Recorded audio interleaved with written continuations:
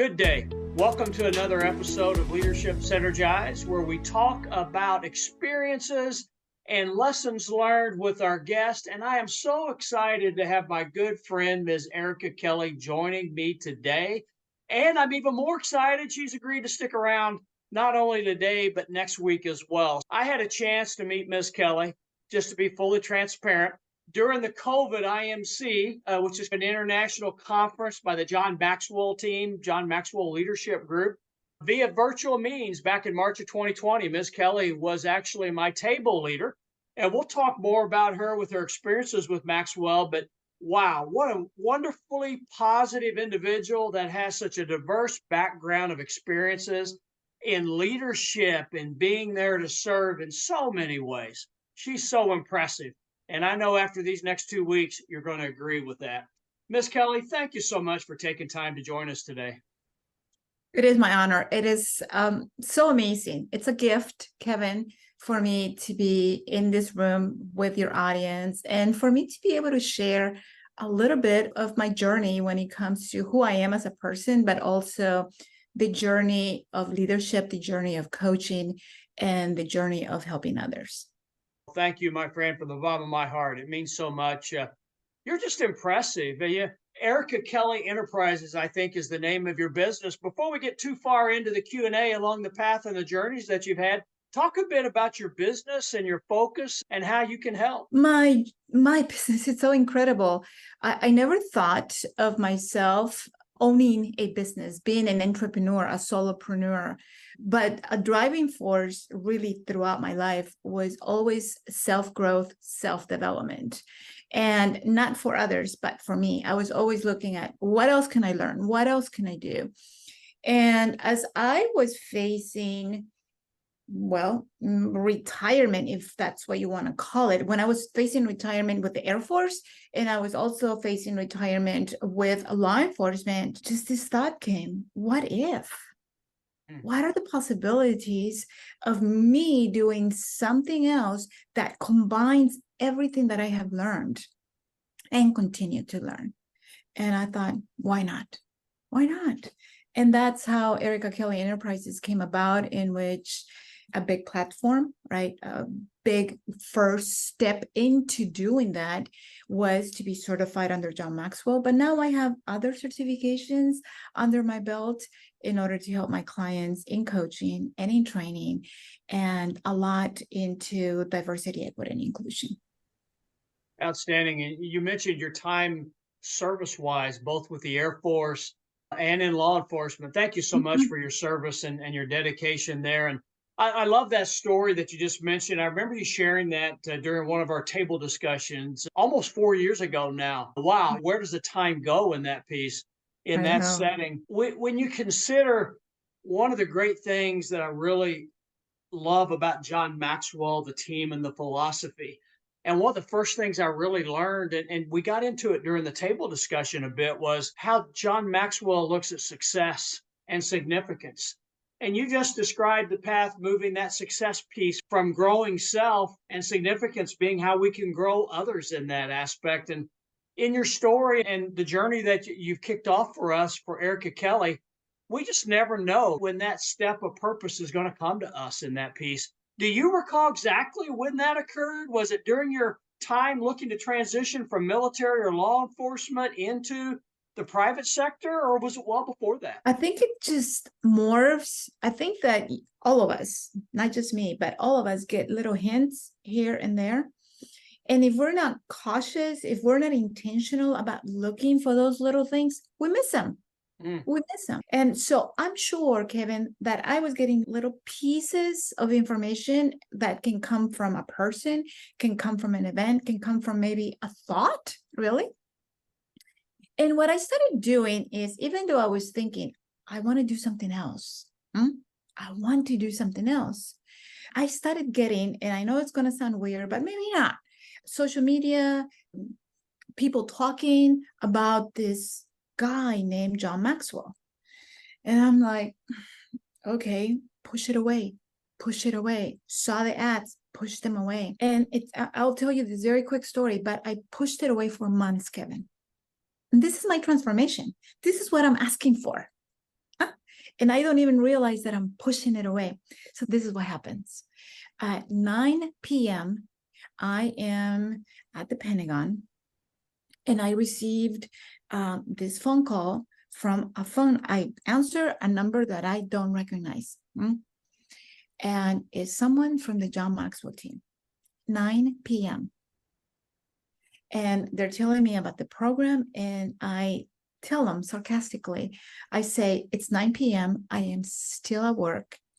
Even though it sounds amazing, I don't have the time.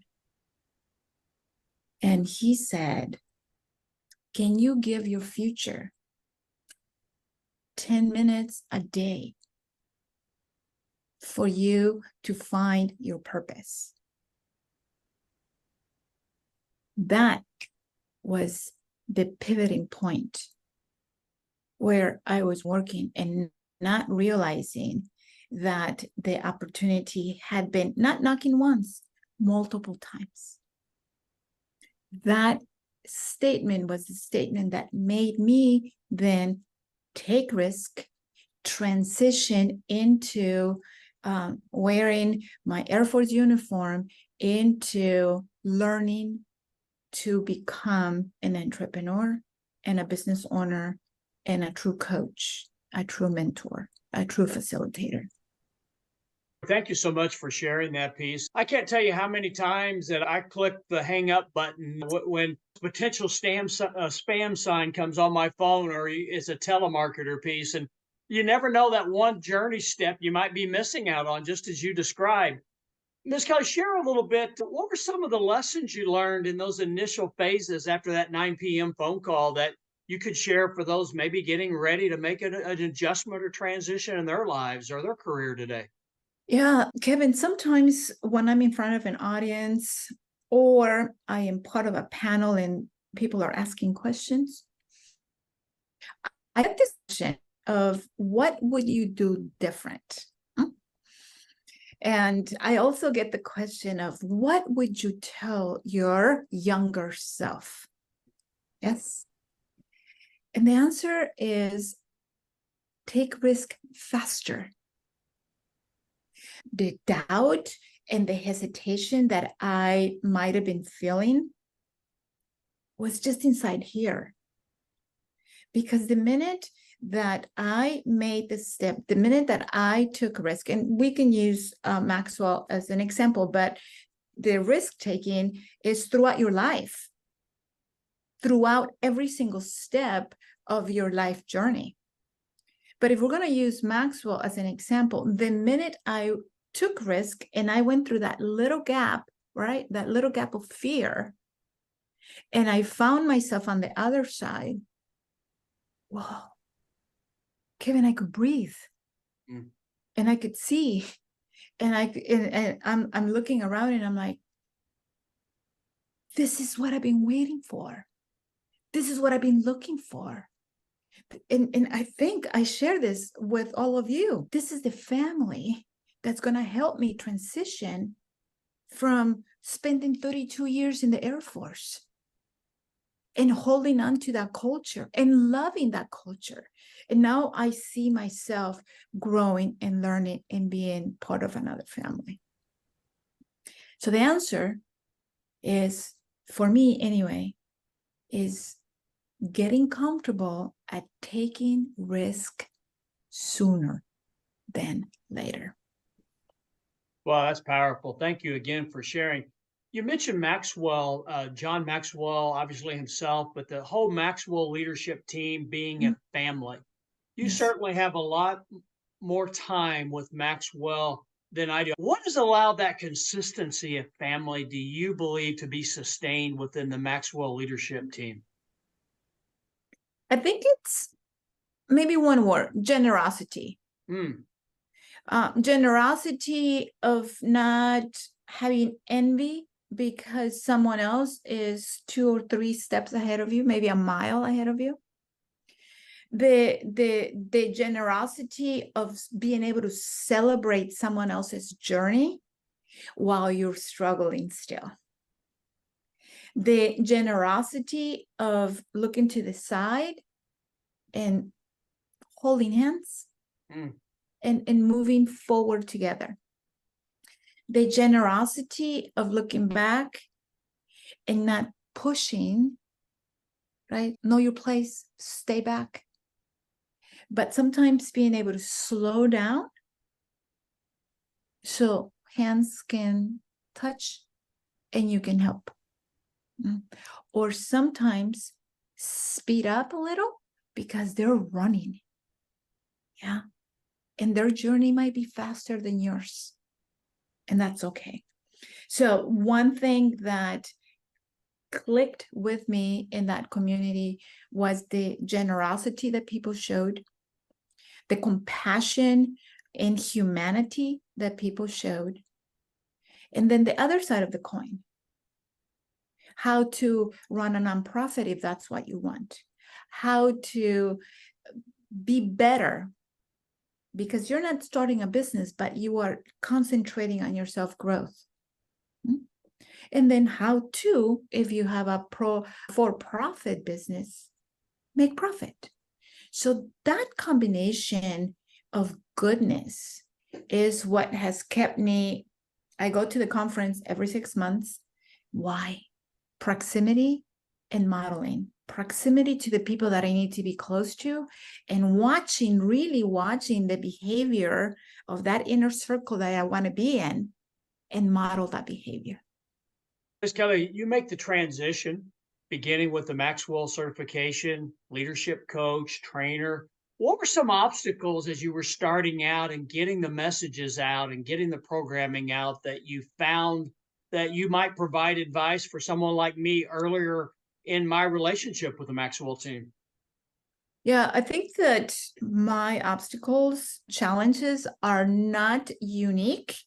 I think that a lot of us go through this, but they are unique because of my background. My background in the military, it didn't matter what different positions I had in the military. At the end of the day, the military is there to serve. My law enforcement career, it doesn't matter what point of view you have about law enforcement. I was a special agent for or under the Department of Justice at one time, and then I ended my career under the Department of Homeland. My agency was transferred to Homeland when Homeland was created. And so it doesn't matter. But at the end of the day, I can summarize it as service. So I had two worlds, my only two worlds as a adult female in a career where everything was programmed into my brain to serve. And now here I am transitioning into, forgive me for saying this, but transitioning into a civilian environment, transitioning into a business environment, transitioning into a world that I had no idea. I'm a coach. I'm a good facilitator. I'm a public speaker. Great. But how does that translate to finding success as a business owner? How does that translate to me being able to share my thoughts, share my ideas, share my leadership experience when no one cares, no one knows? So the biggest obstacle that I faced was being able to market myself, market my business, sell myself, and sell the product within my business. Great words of advice, one that I directly relate to. That's been my biggest struggle. What's interesting, isn't it? We can go out and, in my case, sell multi-million-dollar deals with customers for a company or organization. But when it comes to selling the face on the screen now, Yes. it's a different view. It is something that can be overwhelming at times to get past. Yes. Absolutely. Kevin, can I quickly share a story? And you just, when you were saying selling this face, selling this thing, this body that's in front of you right now, I remember I was very new in the United States. I came to the United States when I was 12, and in school, 6th grade, So I'm going back to 6th grade. They asked me to do the Pledge Allegiance in Spanish, and they wrote it. They gave it to me. The only thing I needed to do was memorize it and say it. So I do it. I say yes, and I read it, but never say it out loud. I'm just reading it, and I'm thinking, and this goes back to maybe later we could talk about public speaking, but I think that I'm memorizing, but I really am not. And so this is what happens to me at 12 years old, very new, like maybe 2 months in the United States. And it's my time, it's my turn, and it's in front of the whole school. The teachers are in front, the students are in the back, and the flag, and the this and the that, and I'm in front of everybody. And I freeze. And as the silence starts cutting me in little pieces, I hear laughter. And then I hear comments that are not so nice. So I turn, and my teacher is behind me. I turned and I held on to her, and I hid my face like on her waist, right? I'm just hiding. And I share that story, Kevin, because that experience, that horrible experience, that paralyzing fear stayed with me. I'm still telling the story, right? So it's still with me. Anytime I do a public speaking presentation, every time my fear is my accent, are people going to laugh, criticism, all those things, I have those in here. It's a daily fight. So when it comes to marketing and when it comes to selling ourselves, I'm still having that internal fight because that 12-year-old is still here, not as loud as before, right? But that I don't know if you have ever been paralyzed by fear, but I have, and that's one of those moments.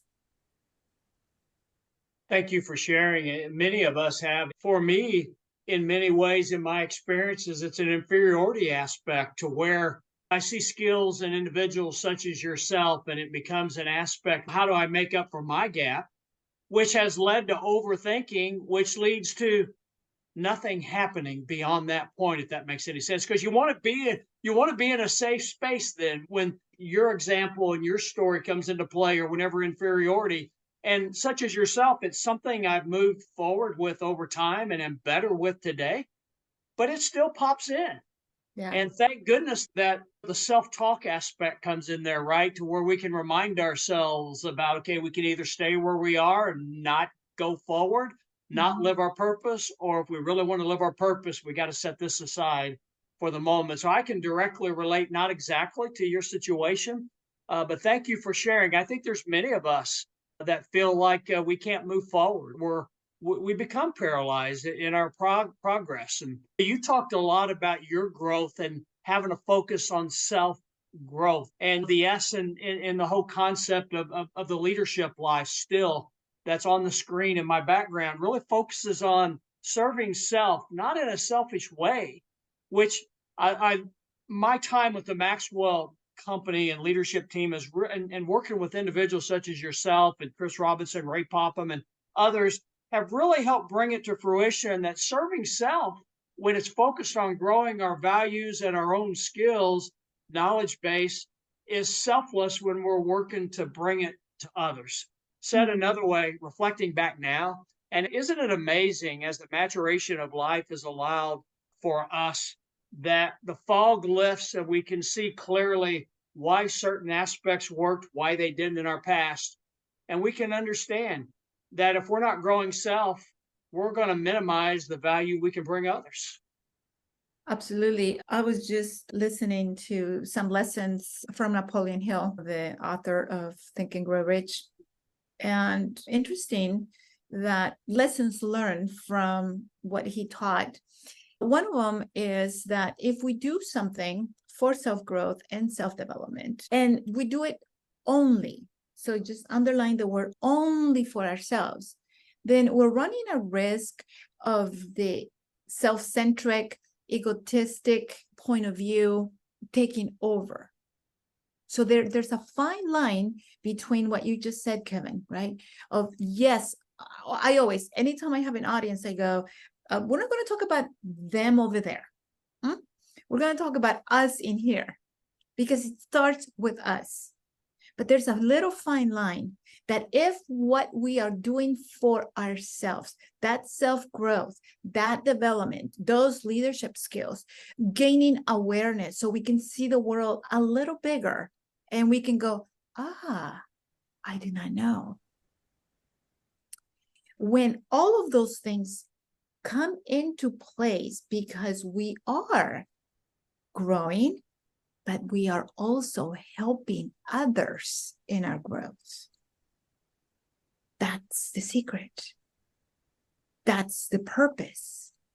That's what's feeding you, but it's also feeding them, where you're not creating followers, right? You're creating individuals that are gaining awareness and becoming better humans for other people as well. Said. One final question for this episode that'll lead us into next week's discussion. When did Ericka Kelly first recognize that this leadership thing, it's interesting to me, and I might just have some skill to help self and help others? Oh, Kevin. Oh my goodness. I can tell you that my childhood was very broken. A lot of violence, a lot of very toxic environment, but toxic people as well. In my teenage years, same. I didn't have them.